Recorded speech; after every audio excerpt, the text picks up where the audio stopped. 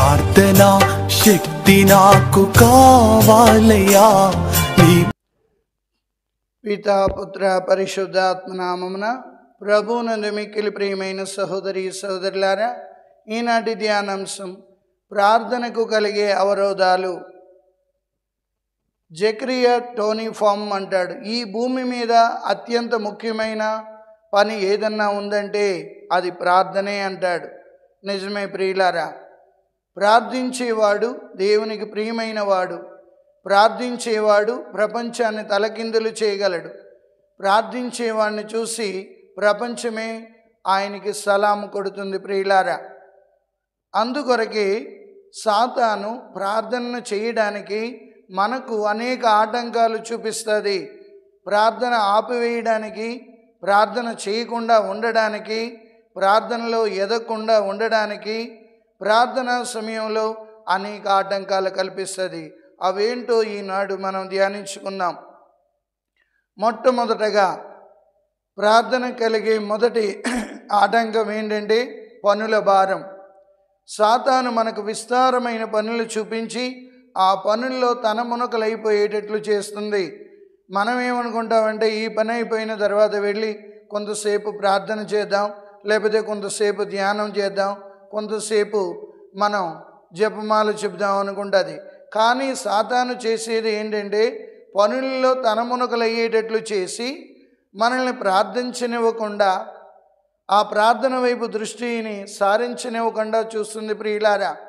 ఎప్పుడైతే విస్తారమైన పనులు ఏర్పడ్డాయో మనం ఆటోమేటిక్గా ఆ పనుల్లో తనమునకలైపోయి మన ప్రార్థన చెయ్యాలన్న ఆలోచనే రానివ్వదు. అందుకే జాగరూకులై ఉండాలి. పునీత పౌలుడు కొలస్సీలకు రాసిన లేఖ 4వ అధ్యాయము 2వ వచనంలో చూసినట్లయితే, మీరు ప్రార్థనను పట్టుదలతో చేయుడు, ప్రార్థన చేయనప్పుడు జాగరూకత కలిగి ఉండు, ప్రార్థన చేయనప్పుడు కృతజ్ఞతాభావం కలిగి ఉండు అంటున్నాడు. అవును ప్రభువునందు ప్రియులారా, ఈనాడు మనందరికీ మొదటి సమస్య మనకి ఎక్కువగా కనబడుతుంది. ఎందుకంటే ఫాదర్ ప్రార్థన చేయాలని ఉంది, కానీ ఈ విస్తారమైన పనుల వలన ప్రార్థన చేయడానికి సమయం దొరకడం లేదు. ఈ పనుల వలన నేను ప్రార్థించలేకపోతున్నాను, ఈ పనుల భారము వలన నేను ప్రార్థన చేయలేకపోతున్నాను. ఉదాహరణకు చూసినట్లయితే లూకా శుభవార్తలో మార్తా మరియమ్మలు, మార్తమ్మ విస్తారమైన పనులలో ఉండిపోయింది ప్రియులారా, కానీ తర్వాత తన తప్పు తను తెలుసుకోగలిగింది. మనం కూడా చాలాసార్లు ఈ విస్తారమైన పనులు రోజంతా తనమునకలైపోయి ఉంటూ మనం జపమాల చెప్పడానికి కానీ, బైబిల్ చదవడానికి కానీ, దేవుని సన్నిధిలో కొంత సమయం గడపడానికి కానీ ఇవ్వలేకపోతున్నాం. ఈరోజు కాదులే రేపైనా సమయం కేటాయిందామని మనమే సర్దుకుపోదాం రండి అన్నట్లుగా మన మనసుకి సర్ది చెప్పుకుంటాం. ఇక రెండవది, ప్రార్థన కలిగే రెండవ ఆటంకం ఏంటంటే మనస్సును దొంగిలించేది. ప్రార్థనకనే సమయం కూర్చునే సమయంలోనే మన మనస్సును పరిపరి విధాల పనులపై సాతాను పంపించి, ఇంకా నీవు ఈ పని కంప్లీట్ చేయలేదు, ఇంకా నీవు ఈ పని కంప్లీట్ చేయలేదు, తర్వాత నువ్వు ప్రార్థన చేసుకోవచ్చు కదా, ముందు నీ పనులన్నీ చేసుకోవచ్చు కదా అంటూ మనలను ప్రేరేపిస్తుంటుంది. ఆ ప్రేరణకు మనం లోపడతాం, దేవుని మీద మనస్సును కేంద్రీకృతం చేయలేకపోతుంటాం.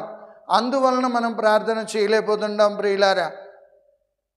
ఈ మనస్సును ఎప్పుడైతే దొంగిలిస్తుందో మనం జపమాల పట్టుకున్నా, లేకపోతే బైబిల్ చదువుతున్నా, మన బాడీ ప్రజెంట్ మైండ్ ఆబ్సెంట్ అంటాడు. బాడీ అంటే శరీరం మాత్రమే ఉంది, కానీ మనస్సు పరిపరి విధాలుగా పోయి ప్రార్థనకి సహకరించదు. అందుకే సాతాను ఏం చేస్తుందంటే మన మనస్సును దొంగిలిస్తుంది ప్రియులారా. దేవుని సన్నిధిలోకి వెళ్ళినప్పుడు నీవు అన్నిటినీ కూడా ప్రభు మత్తయి శుభవార్తలో చెప్పిన మాట, నువ్వు ప్రార్థనకి వెళ్ళినప్పుడు నీ గదిలోనికి వెళ్ళి తలుపులన్నీ మూసి ఏకాంతంగా నీ ప్రభువుకు ప్రార్థన చేయంటే దాని అర్థం ఏంటంటే మనస్సును దేవుని మీద కేంద్రీకృతం చేయమని. ఇక మూడో పాయింట్ చూసినట్లయితే శారీరక బలహీనతలు చూపిస్తుంది. అందుకే ప్రభు అన్నారు, ఆత్మ సిద్ధంగానే ఉన్నది కానీ శరీరం బలహీనంగా ఉంది. ఎందుకంటే శారీరక బలహీనతల ద్వారా మనం ప్రార్థన మీద మనస్సును లగ్నం చేయలేము. ప్రార్థించాలని ఉన్న ఎక్కడో ఒక చోట వెళితే అనిపించడం, శరీర బలహీనతల ద్వారా దేవుని మీద మనస్సును కేంద్రీకరించలేకపోవడం. ఉదాహరణకు చూసినట్లయితే యేసు ప్రభు వెనకాలే నడిచిన యూదా ఇస్కరియోతు యేసు ప్రభు మీద లగ్నం చేయలేదు మనసుని. దేని మీద చేసాడండి? తన ధనం మీద లగ్నం చేసాడు. అదే రీతిగా మనం శారీరక బలహీనతలు మనకు అడ్డు వచ్చి మనల్ని ప్రార్థన చేయనివ్వు, బైబిల్ చదవనివ్వు, జపమాల చెప్పనివ్వవు, దేవుని ఆలయంలో కొంచెంసేపు కూర్చొనివ్వు. దేవుని ఆలయంలో కూర్చుంటే చీమలు జెర్లు పాకురుతున్నట్టుండి గుడిలోంచి బయటికి పోతుంటారు శారీరక బలహీనతల ద్వారా. ఇక 4వది గురి లేని ప్రార్థన. ప్రార్థన కలిగే ఆటంకం. మనం ప్రార్థన చేయాలి, ఒకటి ప్రార్థన చేయాలని వెళ్ళి ఇంకొకటి ఎక్కడెక్కడో ఏదోటి ఆలోచిస్తూ సరి అయిన ఉద్దేశపూర్వకంగా ప్రార్థన చేయం. ఇక్కడ ఒక కొంచెంసేపు, అక్కడ కొంచెంసేపు, అక్కడ కొంచెంసేపు చేస్తూ మనం గురి లేని ప్రార్థన చేసి దానికి తగ్గట్టుగా ప్రతిఫలాన్ని పొందలేము. అందుకే ప్రియులారా, సాతాను ప్రార్థనను చూసి భయపడుతుండది, ప్రార్థించేవాడిని చూసి గడగడలాడుతుండది. మన భక్తులందరూ కూడా పునీత శ్రీపురు ఫ్రాన్సిస్ వారు మోకాళ్ళ మీద ప్రార్థన చేసేవారు. పునీత పాదువాపురు అంతోని వారు దేవాలయంలో మోకాళ్ళ మీద ప్రార్థన చేస్తే సాతాను గడగడలాడేది.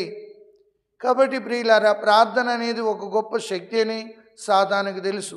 ప్రార్థనలో గొప్ప శక్తి ఉందని సాతానుకి ఎరిగి ఉన్నది. అందుకే ప్రార్థించనివ్వకుండా, ప్రార్థనలో ఎదగనివ్వకుండా, ప్రార్థనలో దేవుని మీద మనస్సును కేంద్రీకృతం చేయనివ్వకుండా అనేక ఇతర ఆటంకాలు చూపిస్తుంది. కావున ప్రియులారా, ప్రార్థనకి మనం చేసే ముందు ఈ అవరోధాలు తొలగించుకొని ప్రార్థన చేద్దాం. ప్రభువు అయిన క్రీస్తు నిండు ఆశీస్సులు పొందుకుందాం. పితా, పుత్ర, పవిత్ర ఆత్మ నామమున ప్రభు మిమ్మందరినీ ఆశీర్వదించి కాచి కాపాడునుగాక. ఆమేన్.